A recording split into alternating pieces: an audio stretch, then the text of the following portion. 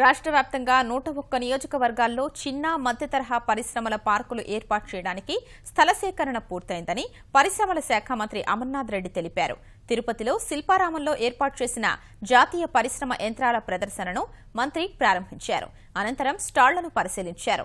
దేశంలోని వివిధ ప్రాంతాల నుంచి తరలివచ్చిన సంస్థలు తమ యంత్రాల్ని ప్రదర్శనలో ఉంచాయి.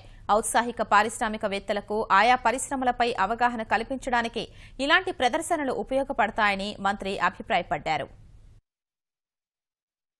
ఈ ప్రాంతాన్ని పారిశ్రామికంగా అభివృద్ధి చేసుకోగలిగితే తప్పనిసరిగా కూడా ఈ ప్రాంతంలో చదువుకున్నటువంటి యువకులందరికీ కూడా స్వయం ఉపాధి వాళ్ళు చేసుకోవడానికి ఇది ఒక మంచి అవకాశం.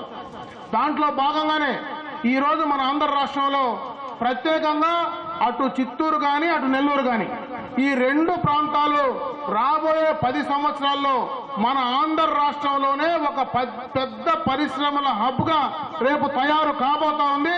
దానికి ఈ రోజు నుంచినే మనమందరం కూడా మన శ్రీకారం చుట్టుకు ముందుకు వెళ్లాల్సినటువంటి అవసరం ఉంది.